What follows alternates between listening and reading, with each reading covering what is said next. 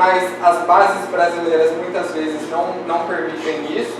Então, num outro artigo a gente começou a trabalhar apenas a econometria para ver quais variáveis respondem ao desenvolvimento humano, quais variáveis impactam o desenvolvimento humano. E aí a gente utilizou municípios brasileiros para ter um número maior de amostra, e aí a gente excluiu todos os municípios que não existiam na década de 90 ainda, entendeu? E aí a gente construiu um painel com 3 anos.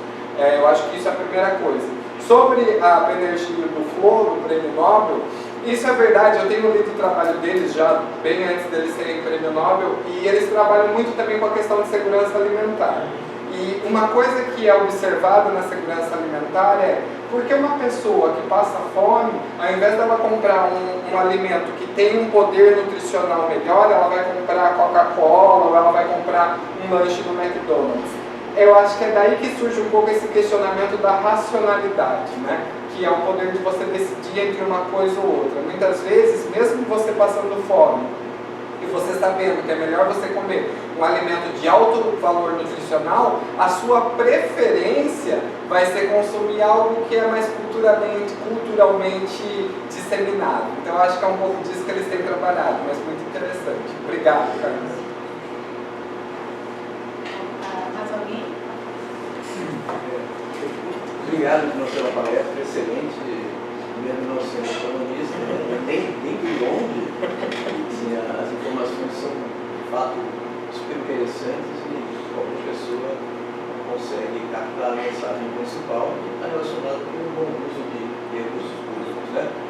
E uma questão que eu acho que essa relação entre o quanto a unidade recebe dinheiro toda a casa, que é fundamental, ela pode ter várias origens, né? Tanto por um lado bem bom uso quanto de mau uso do recurso. Então, a gente sabe que tem regiões que o problema é corrupção mesmo, né? Que é generalizado no país, mas pode ser pior em alguns locais do que outros. Também pode ser porque não consegue gastar e efetivar, né? A gente vê isso muito aqui. Chega o dinheiro, não consegue licitar, não consegue fazer, o dinheiro vai... Que é ineficiência. Que é ineficiência, né? São várias maneiras de chegar no mesmo preço. E tem falta de recursos, obviamente, mas tem um lado positivo disso, que é, às vezes, como é que você consegue gastar? Então, a gente tem que estar num momento em que, por exemplo, as ONGs têm sido demonizadas no país. E a gente sabe que elas têm um papel super importante para chegar em locais onde o Estado normalmente não chega. E às vezes coincide, ou muitas vezes coincide com aqueles municípios que mudam de posição. Né? Então, o seu modelo, de alguma maneira, o seu trabalho, de alguma forma, investigou isso, o papel desse setor, fazendo com que haja esse alavancamento aí da eficiência? Ótima pergunta, Jansen. Obrigado pela pergunta. Eu acho que a primeira parte da sua fala sobre existem várias formas de se gastar bem ou de ser ineficiente, né? Isso é a parte 2 desse trabalho. Eu não contei no início, mas esse trabalho foi o último capítulo da minha tese. Eu sou o primeiro autor, mas eu contei com a colaboração da USP, né, da minha orientadora da USP, um pesquisador alemão, que hoje é professor lá na Universidade Federal de Santa Catarina, e da Unesp, um pesquisador da Unesp, um professor lá da Unesp. Então nós trabalhamos em conjunto. E depois desse trabalho nós verificamos exatamente isso. Mas quais são os motivos? O economista gosta disso, né? Explicar os motivos por que tal região foi eficiente ou por que tal região foi ineficiente. Então, o nosso trabalho agora está sendo rodar esses modelos, gerar indicadores e explicar esses indicadores por meio da econometria. Então, o meu indicador se torna a variável Y, a variável dependente, e aí eu tenho uma série de variáveis que vão tentar explicar essa eficiência. E nós fizemos isso para o mundo e fizemos isso para o Brasil também. Agora eu não me recordo bem, mas, por exemplo, a diversificação da economia é algo que impacta diretamente nessa eficiência. Locais mais diversificados economicamente, eles tendem a ter uma eficiência maior. Além disso, ambientes mais democráticos, eles tendem a ter uma eficiência maior e assim por diante. Sobre as ONGs, isso foi uma coisa que o pesquisador alemão do nosso grupo ele trouxe muito no início desse trabalho. Esse trabalho começou em 2018. Ele falou, olha, preciso mostrar também a importância das ONGs, porque o Estado não chega em todo lugar. O problema, Jansen, é que a gente não tem dados dessa forma para todas as mesorregiões. E em economia a gente tem muito que optar, ou por quantidade ou por qualidade. E aí, nesse caso, a gente optou mais pela qualidade, por prezar a quantidade de mesorregiões para explicar realmente 70% do Brasil, do que colocar alguma informação que haveria sobre ONGs, mas perder 50% da amostra. Mas eu acho que é super bem colocado por você. Eu desconheço alguma base que tenha sobre realmente a presença de ONGs. Eu acho que uma variável ali poderia ser se no município ou na mesorregiões existe uma ONG sobre determinada coisa. Acho que isso cobriria um pouco também o fato de que se eu tenho uma ONG eu tenho uma eficiência melhor, entendeu? Mas é um desafio, isso é um desafio. E eu não consegui dados para isso, infelizmente. Não sei se essa informação está disponível, mas quanto do orçamento municipal da nossa região é viabilizado através de ONGs? Seu portal da transparência permitir, né? Isso. Talvez seja isso é uma coisa que a gente poderia procurar. É que é um trabalho de formiguinha, né? A gente teria que entrar em 5.347 municípios. É mais complicado. Eu acho que um dos fatores, pegar uma mesorregião que é muito eficiente e entender o que a ONG ter feito lá, aí eu acho que seria uma coisa também que contribuiria com esse estudo. Obrigado. Eu queria aproveitar o gancho do Jansen, porque eu também ia fazer mais ou menos essa pergunta, né? Focado nessa questão da eficiência desse trabalho de gestão das unidades de conservação e da eficiência das ONGs, né? Junto a essas populações. Porque, aí o Carlos falou da questão do time lag, que tem que também ter esse tempo, né? Porque, inclusive, os próprios ribeirinhos, as próprias comunidades não entendem isso. Por exemplo, se vocês terem uma ideia, a gente foi agora na Pura da Conquista e eles falam assim: a gente sabe que tem muito dinheiro para unidades de conservação para manter isso aqui de forma sustentável, mas não chega dinheiro para a gente. Eles acham que o dinheiro que vai destinado para a questão ambiental e sustentabilidade está sendo pago como se fossem salários para cada uma daquelas famílias que vivem ali.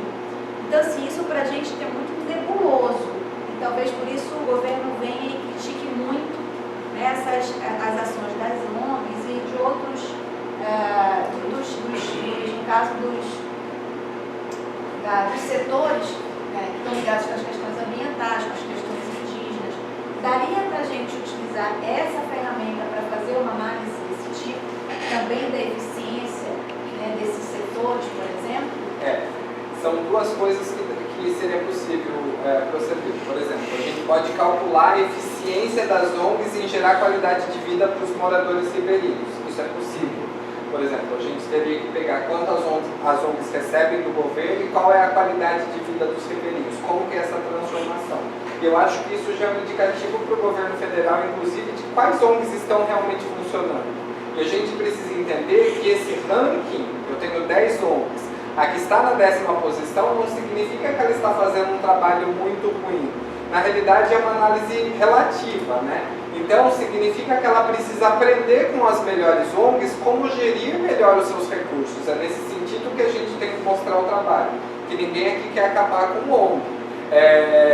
Uma outra coisa que é possível é criar indicadores, sem analisar a eficiência muitas vezes. Então, lá nos seus inputs, você não vai colocar os gastos públicos ou o valor que a ONG recebe. Mas se você vai criar um indicador como desenvolvimento humano, isso pode ser um indicador ecológico para a RDS, isso pode ser um indicador de bem-estar para os moradores ribeirinhos. E daí a importância também da gente coletar esses dados, no caso dos ribeirinhos, de 2 em 2 anos talvez.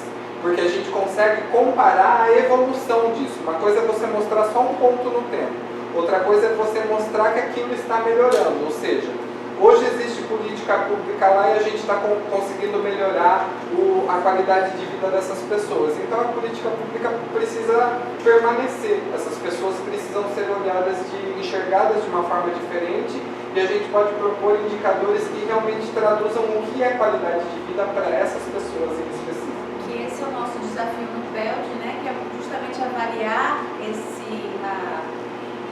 4 unidades, né, de 4 localidades, onde existem modelos de governança diferentes, quanto que essas comunidades têm evoluído em função da governança e do manejo do pirarucu. Então, esses indicadores poderiam ser... E como são apenas 4 unidades, é muito mais fácil você fazer estudo de caso. Então você faz um estudo, você olha a eficiência de cada uma delas e aí você olha realmente o que explica essa eficiência, o que explica o Catalão ser muito eficiente. Será que é a proximidade de Manaus? Será que é uma determinada política pública? O que explica a RDS ser eficiente? Será que é o fato dela ter uma governança que já tem uma estrutura melhor entre as pessoas? Eu acho que é essa análise. O indicador ele só vai te mostrar uma foto. Eu acho que o nosso papel aqui enquanto pesquisador é realmente esse, explicar os porquês depois do que o método nos mostrou.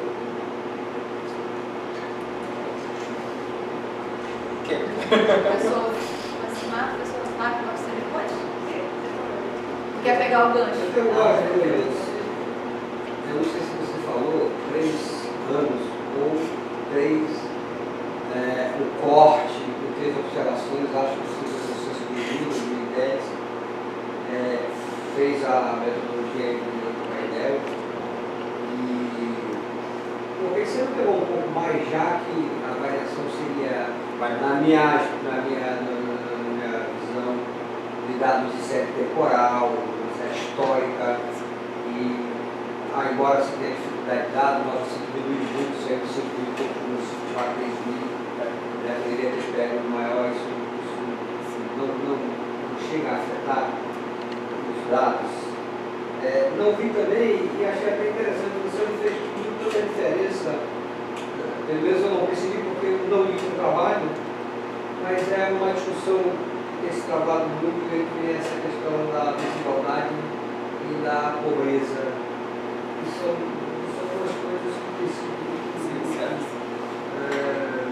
colocadas em discussão, como se a desigualdade social pudesse ser evitada no mundo capitalista. A gente não pode imaginar que seja um bom mundo você pegar alguém que tenha um aporte de capital que dá 200, 150 mil empregos e em nome da desigualdade social desconstruir esse modelo, né? Não sei como é que entrou aí o índice de Gini, embora você tenha se referido, acho que você falou uma única vez, ele compõe uma das variáveis, o índice de Gini, a questão da concentração na renda, a questão da segurança também, não vi a relevância nessas capacidades e na qualidade, principalmente que a gente vê que no Brasil é uma questão muito séria, essa questão da segurança. Não sei se poderia ponderar, não vi também ponderações.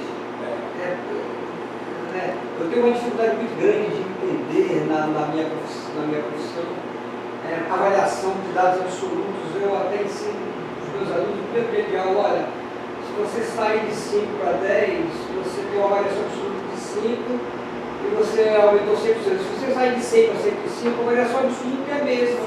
Mas os 5 que representaram de 5 para 10, nada tem a ver com os 5 quando você sai de 100 para 105, quando você sai de 1000 para 1005. Eu tenho uma dificuldade muito grande realmente de entender qualquer análise na questão econômica, e principalmente formada em análise econométrica, em que se trabalhe com comparações de dados absolutos. Eu tenho muita dificuldade, eu nem consigo ver ainda. Se você está correto quando você tenta construir indicadores que levem em consideração a questão relativa, né, os relativos.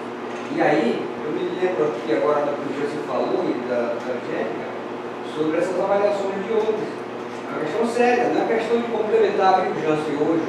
A questão hoje é muito mais grave, é de substituir. Se você observar o setor público ambiental do Estado do Amazonas nos últimos 10 anos, ele foi desconstruído.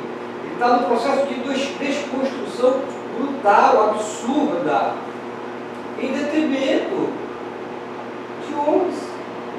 Que tem a sua validade, que tem a sua importância, mas naquele aspecto da complementação e não da desconstrução do que já existia. Você tem uma ideia, o orçamento da Secretaria de Meio Ambiente para o ano de 2019 foi de 10 milhões de reais. Só e desses 3 milhões de reais, ela tem que tomar conta de 42 menos 16, dá quanto? Com 42 unidades de conservação, 16 estão na mão de uma ONG, chamada FAI. A FAI sozinha movimentou mais de 300 milhões de reais em 10 anos.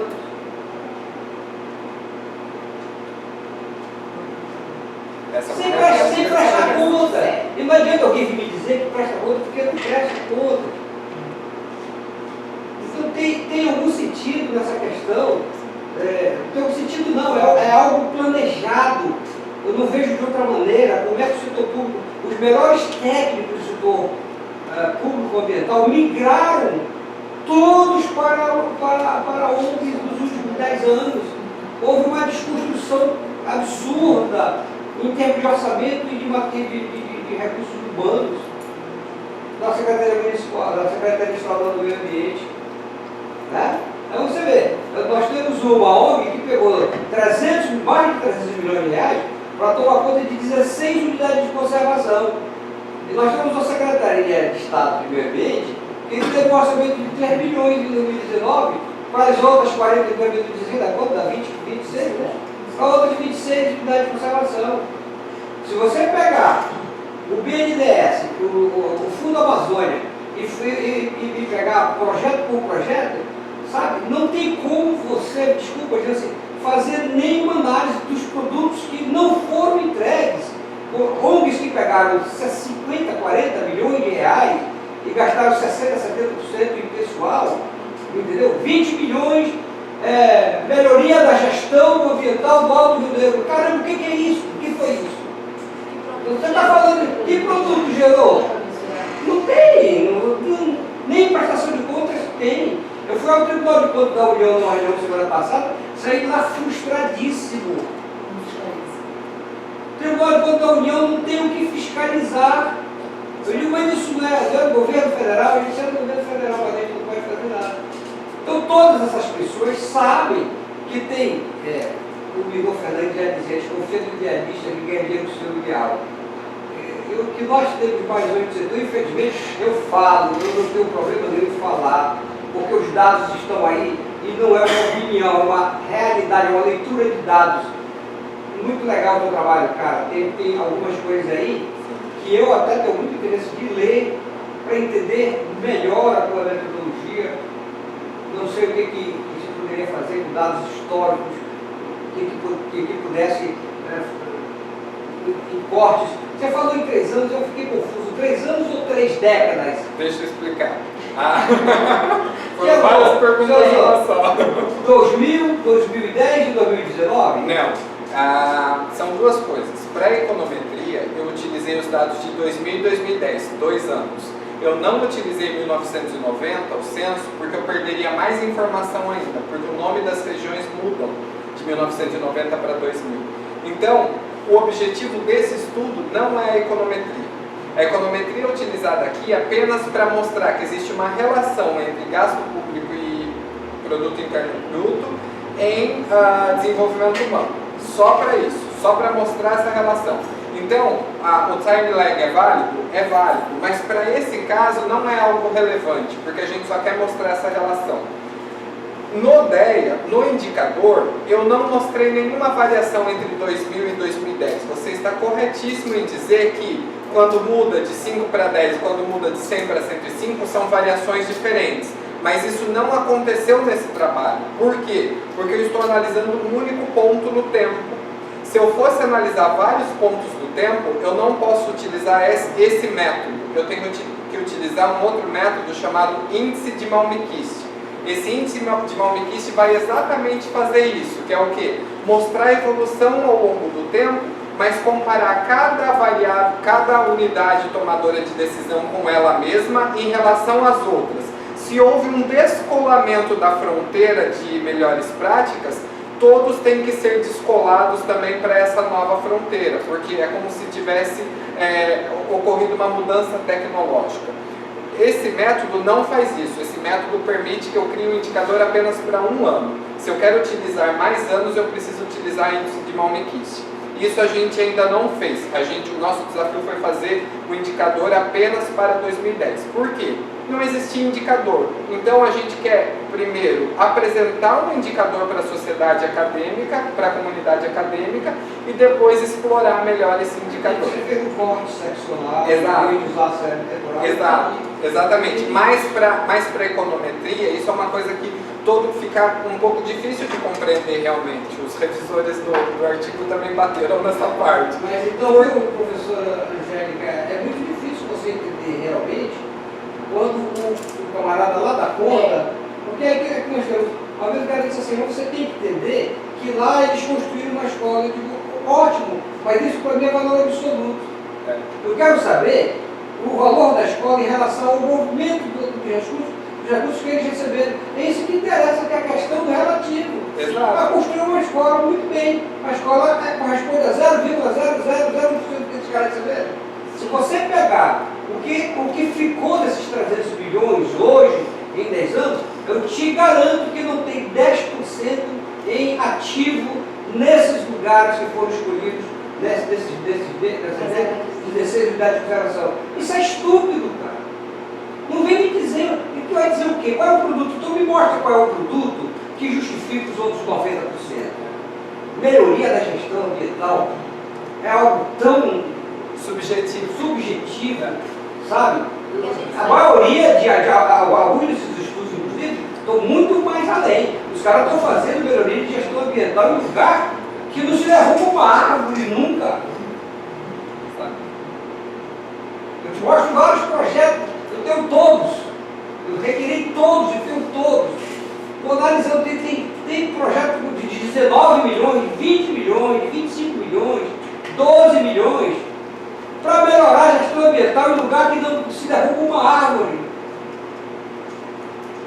Essa realidade eu desconheço, mas é algo que seria relevante. É algo que seria relevante também um indicador. Né? Acho que a professora Flávia. Mas muito bom. Eu quero te parabenizar, porque você foi na direção de uma questão que eu bato muito. Você diz assim, esses são os indicadores absolutos. Senti necessidade de construir indicadores que levam em conta as questões que são relativas. Isso é o que eu falo com meus alunos. Obrigado. Obrigado. Eu que agradeço. Obrigado. Professora Flávia, obrigada de novo.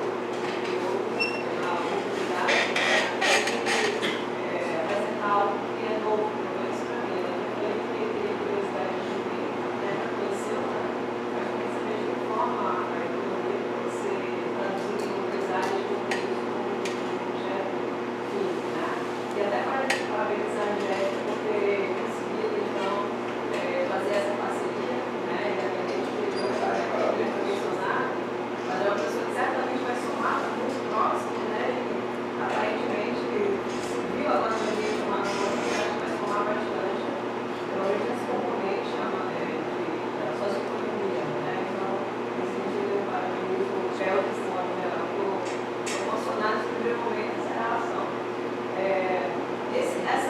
Essa avaliação, né, de vários indicadores, comportamentos de comunidades, comparando regiões, regiões, eu confesso que já imaginava que nós, no Nordeste, a gente realmente tivesse ainda esse cenário de dificuldades, mas a grande situação que se tem, que eu acho que o meu trabalho faz, é que a gente sabe que é carência, sabe que necessita de, na verdade, entender de que forma essa carência, essa deficiência precisa ser resolvida, né? A gente tem muito dinheiro, tem muito recurso, mas como isso tem que conduzir, e é muito difícil não associar com corrupção, né? Mesmo que você tenha colocado, a gente não teria como quantificar ou qualificar isso de modo geral, a gente sabe que é muito inerente nesse processo, tá? E até fazer um parênteses aqui, a gente está num ambiente chamado acadêmico, né? Eu gostaria muito que você, Angélica, que seria bom que o auditório estivesse cheio, tá? Para as pessoas entenderem esse tema e também se ver nesse processo de começar a pensar em toda a Amazônia, de que forma a gente está contribuindo ou não para esse extrato, né, do nível nacional, que a gente sempre tem problemas. E aí, como eu estou vivendo um momento um pouco de pós-graduação, né, eu acabo fazendo um parênteses em relação a isso. Não sei se tem algum estudo ou alguma coisa que a gente pudesse até conduzir o trabalho, pensando na formação dos alunos que ocorrem aqui na região norte, em relação aos outros centros que a gente sabe que é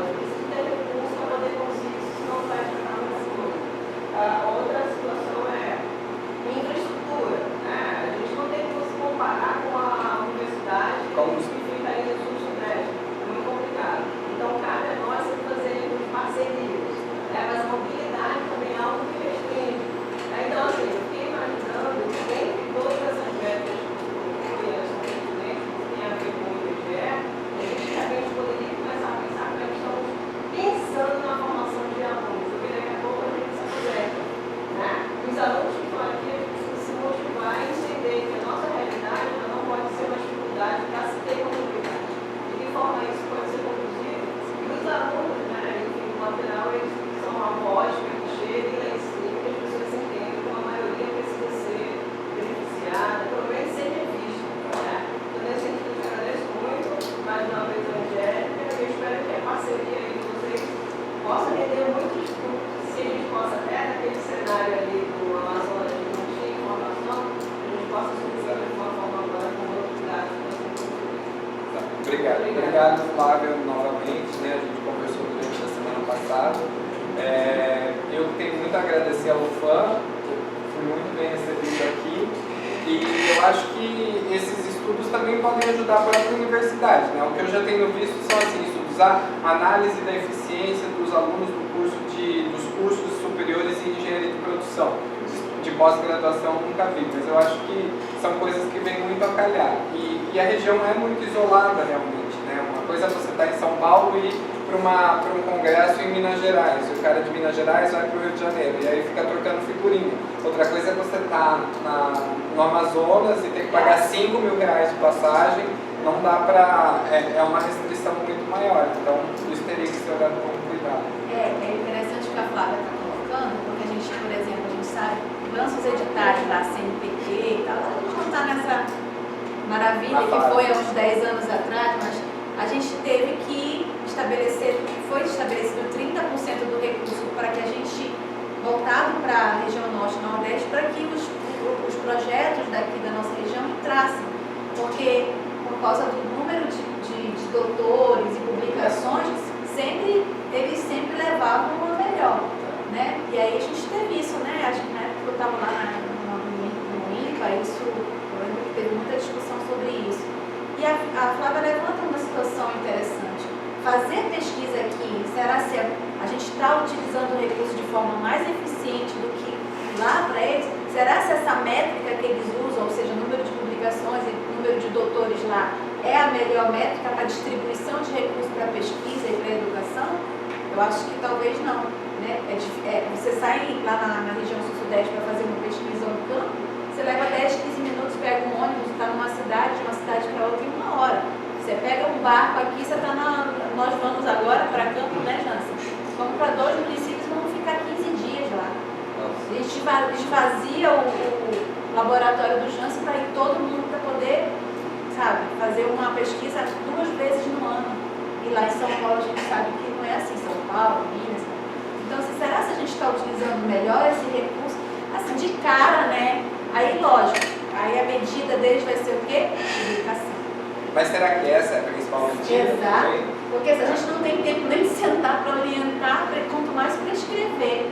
E também talvez uma coisa que importe mais para a região, uma característica seja, será que eu devo ter mais extensão ou eu devo ter mais publicação de artigo?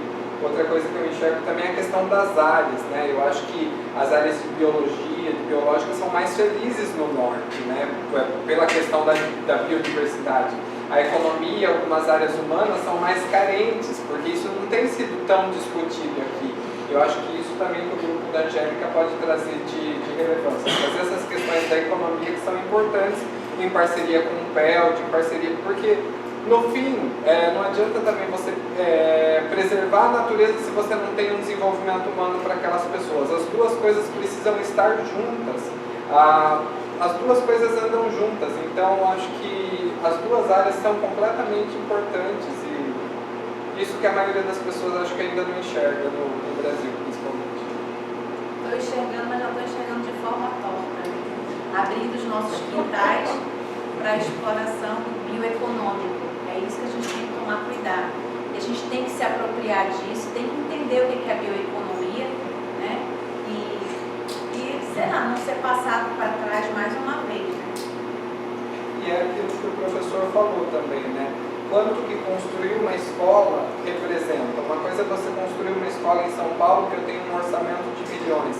Outra coisa é a comunidade lá no interior do Amazonas construir uma escola com um recurso tão limitado e numa localidade tão distante, de uma forma tão penosa. Isso tem um mérito, uma relevância muito grande. A gente tem que começar a reconhecer isso. As diferenças de cada região e que em algumas regiões as coisas já fluem mais naturalmente e as coisas são mais fáceis. Em outras as coisas são mais difíceis e vai dar mais trabalho para desenvolver. Mas não é por isso que eu vou sair cortando recursos e deixar a região a Deus dará, né? Eu acho que o indicador MOL tenta chamar a atenção exatamente disso. E não dá para ignorar esses recursos robustosos, utilizados, numa análise que tem a perspectiva dos benefícios que estão sendo evitados. Muito provavelmente o que você chama de privações aí está muito vinculado, intimamente relacionado com os benefícios que têm sido evitados ao longo do tempo, com essa má gestão de recursos em todos os órgãos, em todos os momentos, sabe? E aí eu não livro as ONGs, não livro, porque você gastar 300 milhões de reais em 10 anos, você tinha que estar mostrando produtos muito mais interessantes hoje para a população. Certo? O que você faria com 300 milhões? Olha os benefícios evitáveis.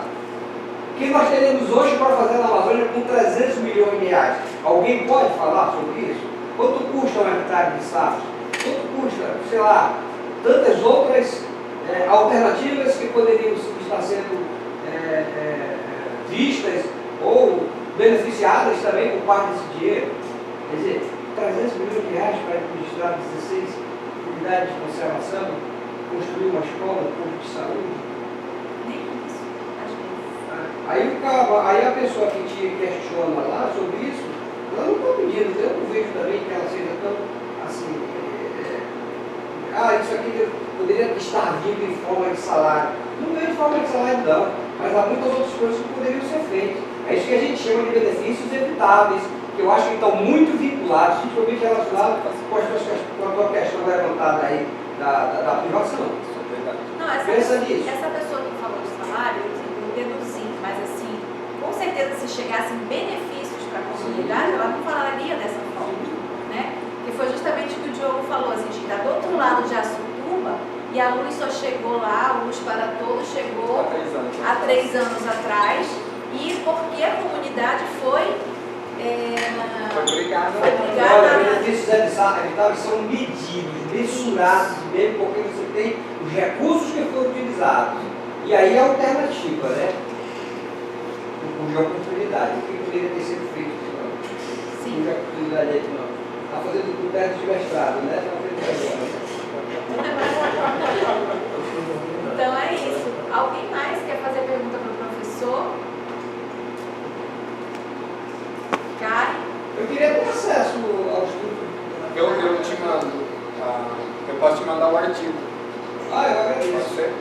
Professor, quer fazer mais alguma colocação? Eu queria só agradecer a presença de todos e essa discussão, que eu acho que isso é o objetivo, né? No final a gente discutir e realmente encontrar novas diretrizes. Então, muito obrigado pela presença de todos, fico muito feliz pela recepção. Obrigado, Angélica, mais uma vez, por todo o apoio que você tem me dado.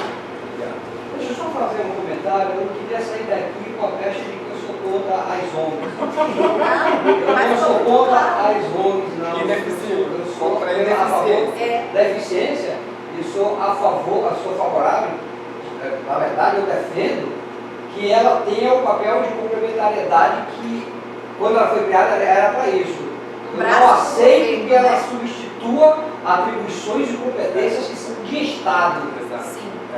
Entendeu? Porque o que você está falando aqui é mais do que política pública de governo.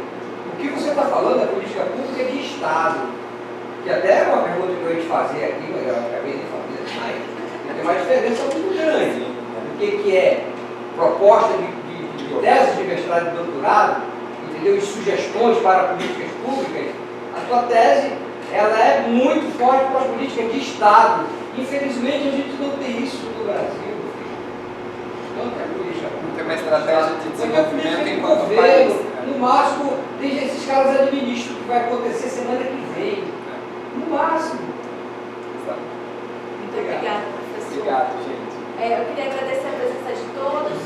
Nós vamos, vocês já passaram os dados de vocês, nós vamos gerar um certificado do nosso projetinho. A gente tem um projeto PAREC aqui, que é o Médico em Pauta, e o professor veio fazer exatamente essa palestra que a gente vai gerar um certificado e vai mandar para os e-mails de vocês, tá bom? Então, obrigada a todos. Qualquer coisa, Se de aula, poderia ter vindo mais. Pois é, infelizmente ele veio uma época que ele vai embora sexta, né? Então, assim, a gente tentou divulgar, tentou botar isso. Mas é todo mundo. Aí, pessoal, Provavelmente. tem um pouquinho eu estou tudo com fantasia de carnaval. Mas assim, o mais importante para ele é deixar bem claro que essa ferramenta, né, indicadores, eles podem ser desenvolvidos para qualquer área. Então, quem trabalha com florestal, com biológica, com economia, na área de humanas, o indicador é tudo que a gente quer no final. O nosso trabalho sempre quer mostrar, né, uma coisa que a gente possa medir quantitativa. Às vezes a gente não é cobrado isso. E a gente às vezes divaga e só dá algumas sugestões, algumas tendências. E se você desenvolve um indicador, é muito top, né? Então, assim, é uma ferramenta metodológica com viabilidade. E também credibilidade validada, né? Mas então, e esse tipo de ferramenta, de método, pode seguir um caminho de validação. Eu vou observar isso também no momento aí que eu vou trabalhar com produção, na piscicultura, e aí tem essa questão de a gente eventualmente entender o quanto Manaus, que é onde concentra a maioria da piscicultura na região metropolitana, é eficiente quando comparada a custo de produção, quando comparado com o número de Roraima, que desembarca aqui toda essa produção. Né? Então, talvez assim, se tivermos dados para analisar, talvez a gente consiga. Na verdade, o que vai te ajudar, na verdade, é o método. Eles vão implementar isso. Que aí vocês vão conseguir ver a eficiência relativa. Exatamente. Realmente. O quanto eles são mais eficientes em relação aos custos. Por exemplo, em 2013, a gente teve um excelente de produção, na época de safra mesmo aqui. E aí, Rondônia e Roraima tiveram também suas produções paradas, porque eles batem tudo aqui. Eu estava analisando esses dias o que aconteceu. Voltou a produção que estava parada lá. E em Rondônia desenvolveram muita parte de indústria. Os frigoríficos de lá se tornaram mais eficientes. Então, assim, e eles só conseguiram fazer isso depois que os produtores conseguiram ser mais eficientes em relação aos custos e conseguiram colocar o produto dentro da indústria frigorífica. Baixaram os preços e aí incentivaram essa outra cadeia. A coisa que aqui a gente só sentiu a pancada de ter mais peixe e nem o preço baixou tanto assim. Então, assim, é possível ter essa redução dos custos, ser mais eficiente nos custos. Agora, o quanto eles são mais do que a gente? Sim, porque você pode modelar, inclusive, de uma forma que você aumente o lucro ou que você reduza os custos. Então, você pode escolher. Nesse caso, eu escolhi o modelo que aumenta os outputs, que é aumentar o desenvolvimento humano. Mas no modelo assim, geralmente os economistas usam redução dos custos. Até quanto eu consigo reduzir e continuar sendo eficiente? Você pagar todas as contas e consigo ainda manter o lucro. Exatamente. Está aqui o contato do professor. O professor fica até sexta-feira aqui com a gente no laboratório e vai estar sempre com a gente aqui também durante o ano. Tá bom? Obrigada, então. Bom dia, pessoal.